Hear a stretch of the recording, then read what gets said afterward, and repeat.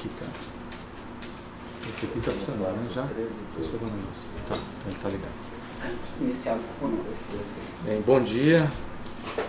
Dia 13 de dezembro de 2016, na sede num dos prédios da Procuradoria-Geral da República, um dos anexos, presentes os advogados Dr. Adriano Maia e doutora Mônica Odebrecht, presente o senhor Emílio Odebrecht e o advogado Dr. Theo Dias, presentes os membros do Ministério Público Alisson Nelício e Fernando Antônio e Sérgio Bruno Cabral Fernandes. Vamos dar início ao termo de depoimento número 1 do colaborador Emílio Odebrecht. Antes, fazendo umas pequenas advertências sobre o Emílio, o dever de dizer a verdade. O senhor aqui está, na qualidade de colaborador, está renunciando o direito ao silêncio e tem o compromisso de dizer a verdade. E a sua colaboração é importante que ela seja efetiva conforme determina a Lei 12.850. Tanto os fatos que o senhor vai relatar quanto as provas tem que auxiliar a investigação, o deslinde da investigação, não podendo o senhor omitir ou deixar de falar nada, nem qualquer tipo de reserva mental. Vamos começar então, doutor Emílio, com um pouquinho da sua trajetória profissional dentro do Grupo Odebrecht. Que ano que o senhor começou a trabalhar no Grupo Odebrecht? Comecei a trabalhar no grupo. Bom dia. Primeiro comecei a trabalhar no Grupo Odebrecht 2 anos antes de me formar. Mas antes eu já vinha trabalhando com meu pai num processo de aprendizado, não só como me preparando para ser estagiário, como também ser humano, vamos dizer, cidadão. Me formei em 68, entrei naturalmente então 66, 67, por aí. Na Bahia, na Universidade Federal da Bahia, engenheiro civil, e muito rapidamente, logo no início, eu assumi como primeira função todas as subsidiárias da organização, que eram ex-departamentos de especialização da engenharia. Depois assumi um programa no sul do Brasil, a área de engenharia. Depois eu efetivamente assumi toda a área de engenharia. E lá para 91, meu pai então se desligou do conselho. Eu não só assumi, como participei do conselho, que em 98 ele se desligava do conselho aproximadamente. Então, a partir de 98 eu acumulava a diretoria, a presidência, o diretor-presidente do grupo, e acumulava a presidência do conselho. Isso para mim foi muito útil, essa experiência, para eu saber que isso não se faz. Coloca-se a organização em risco, você não tem um conselho que no fundo termina sendo verdadeira lagartixa, porque você, como presidente do conselho e presidente do executivo, você já, quando leva para o conselho, já leva coisas onde de uma forma ou de outra você já fechou com seus liderados. Entendi. E aí fica um conselho menos eficaz, coisa que nós tomamos medida nesse sentido muito drástica. E outra foi a relação hierárquica de pai e filho, que também me fez eu poder fazer com que quando Marcelo foi testado para poder efetivamente assumir a organização, eu procurei e convidei um companheiro chamado Pedro Novis para ele assumir em que ele assumiu em 2002. Eu quis concluir uma fase que não haveria mais retrocesso com referência à petroquímica, em função dos objetivos que nós tínhamos, e também as alavancagens que foram feitas pelo grupo. Eu queria estar com isso muito bem administrado, para não ter mal interpretação junto ao mercado financeiro. Então me desliguei da área executiva, convidando o Pedro Novis para assumir, com não só dar continuidade aos nossos programas de crescimento, mas também da formação do Marcelo. Sim. Ele assumiu durante 7 anos aproximadamente, quando o Marcelo veio assumir em 98, 99, ou 2008, 2009. Então antes, o senhor está falando que ele assumiu a presidência do grupo, ou da construtora? Marcelo já tinha, quando Novis assumiu em 2002, eu não me lembro bem se Marcelo já era ou se naquele momento assumia a presidência da construtora. Ele assumiu em 2002. Tá.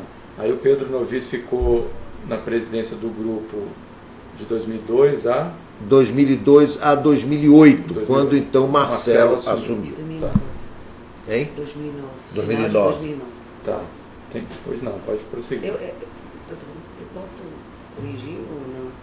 Essas datas. O colaborador pode consultar os advogados sempre, só para lembrar alguma As coisa, então, datas. só não esquecendo que... As datas. Não, pode, perfeito, sem problema. Realmente Só não esquecendo que o depoimento é dele, mas pode ajudar ele em alguma coisa. Inclusive ele está com as anotações aí, pode consultar, e os advogados podem lembrar ele de alguma data que ele tenha esquecido, sim, doutora Mônica, sem problema.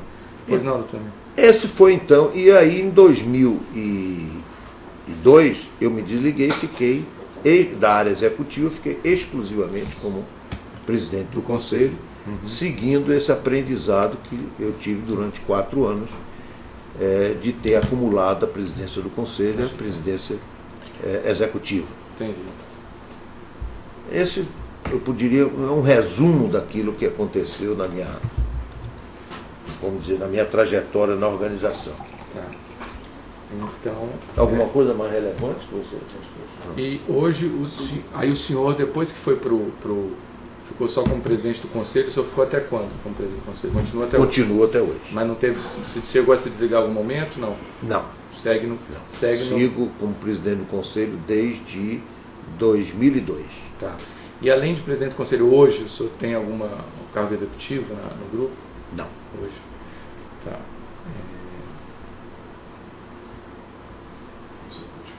Bem?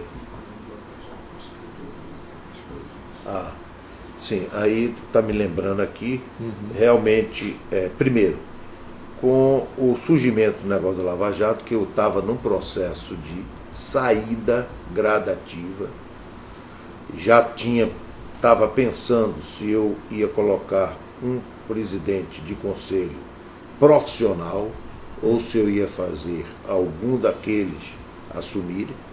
Isso eu estava ainda em reflexão quando surgiu as questões que Marcelo foi preso, e aí eu estava exatamente com os netos nesse momento, voltei para São Paulo e percebi muito claramente as coisas que iam efetivamente não ser nada de curto prazo, então resolvi me mudar para São Paulo e aí ter uma posição não de executivo, porque eu elegi imediatamente substituto de Marcelo, que era o Newton, que foi oficializado. Que hoje é o presidente continua o presidente executivo da organização, do grupo como um todo, e eu busquei dar o apoio a ele muito mais na área do pessoal, para que o clima não se deteriorasse. Entendi. Essa foi mais minha missão, e isso fez com que eu tivesse...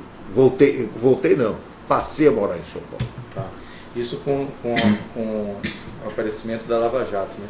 Agora, nesse período que o senhor ficou como presidente do conselho, além disso, o senhor fazia algum outro papel, como interlocução com autoridades?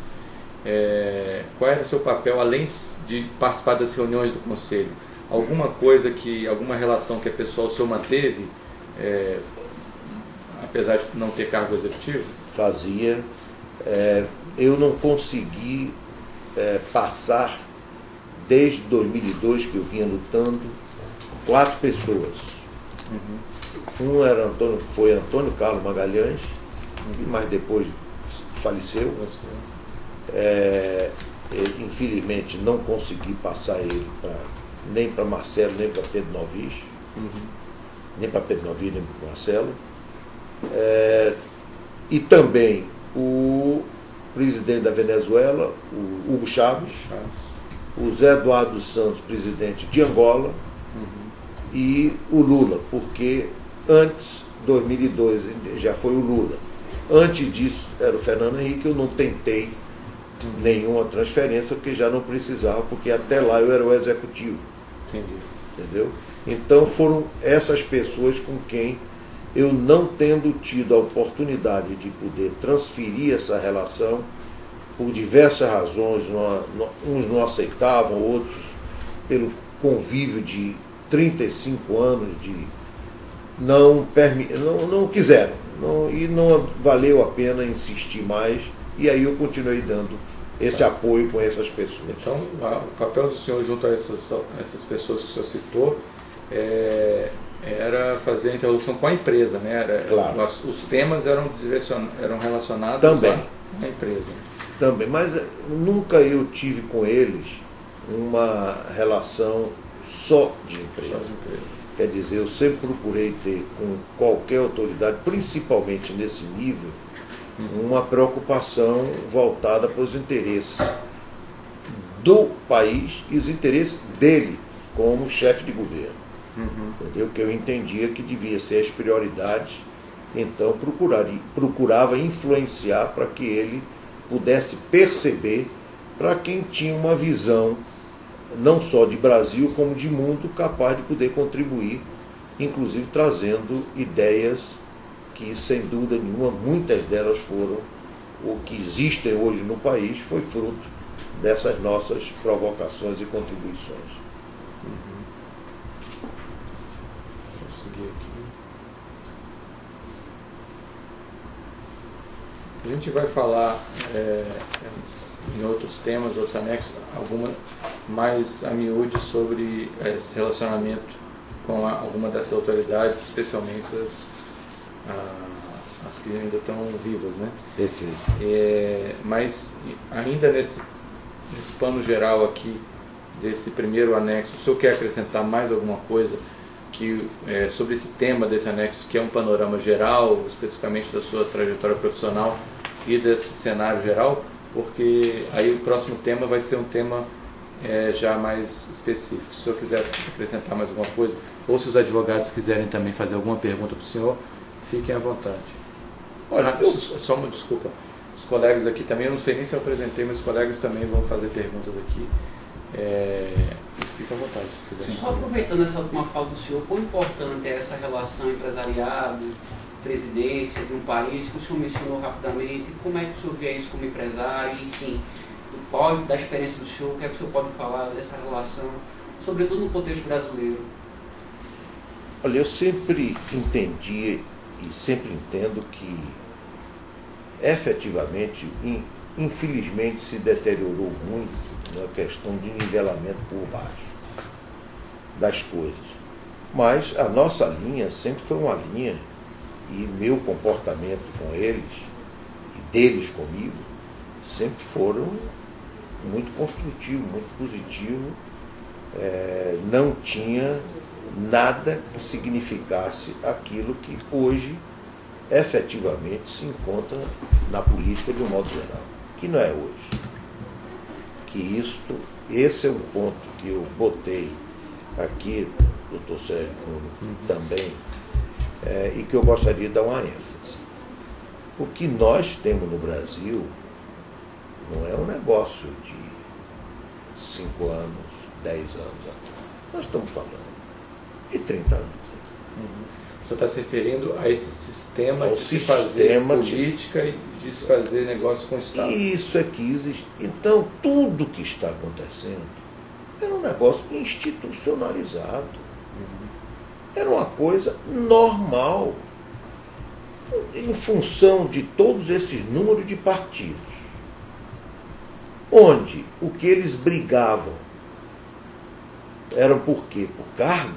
Não, todo mundo sabia que não era. Era para orçamentos gordos, que eles queriam orçamentos. Ali colocavam, os partidos então colocavam seus mandatários com a finalidade de arrecadar recursos para o partido, para os políticos.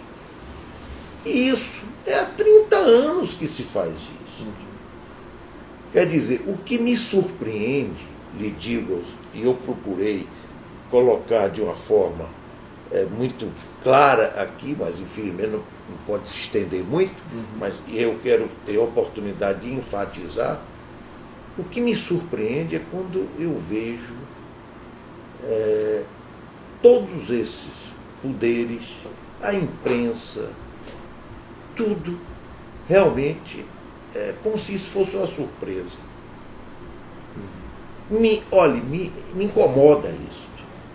Entendeu? Não exime em nada a nossa responsabilidade, não exime nada a nossa benevolência, não exime nada que nós praticamente passamos a olhar isso como normalidade, porque 30 anos é difícil as coisas não passarem a ser normal. E vou lhe dizer uma coisa, quando nós fomos para o exterior, nós fomos, e principalmente quando fomos para os Estados Unidos e Europa, que nenhuma organização brasileira de prestação de serviço foi, nós fomos com a finalidade de poder testar duas coisas. Porque sempre fizemos um processo de reciclagem.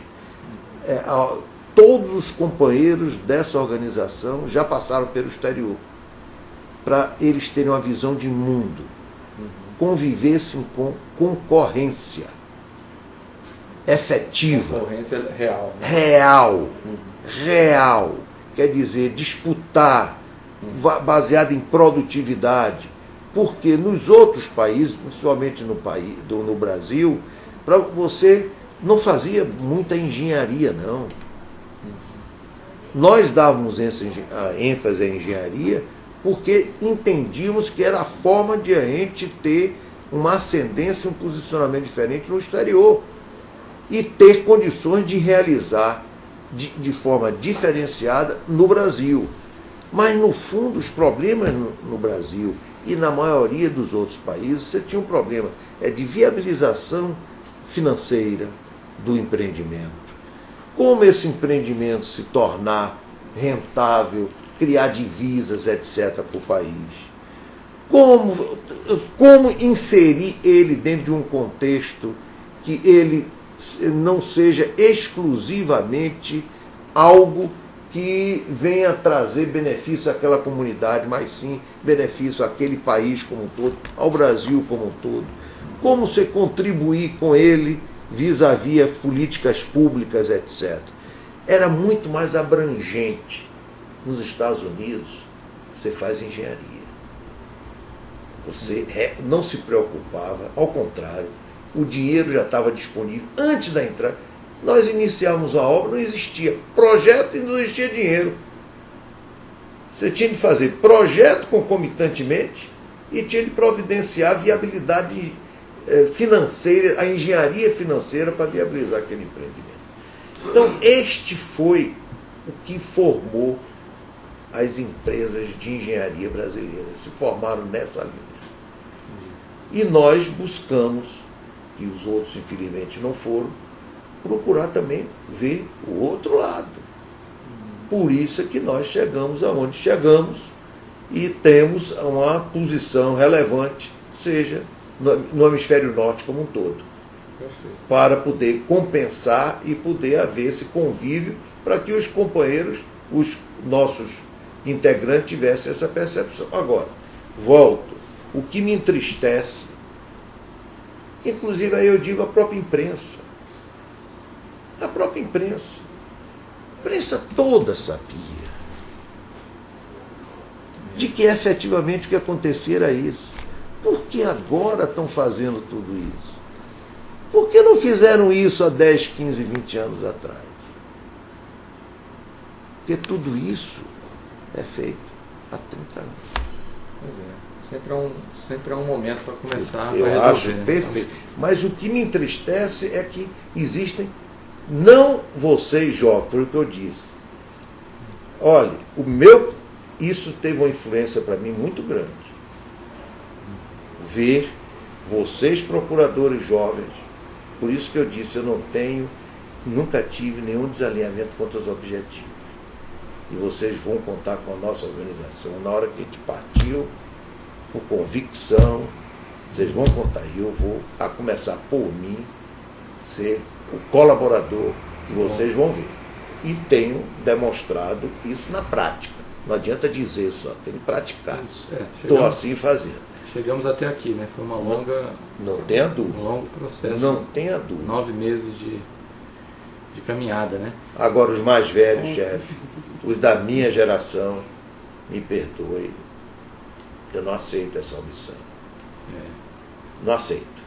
Mas aí E de nenhuma área. Sim, mas é importante que haja compreensão disso. Isso é uma realidade. Não, a gente captou. E a própria imprensa, vamos botar claro, quer dizer, essa imprensa sabia disso tudo.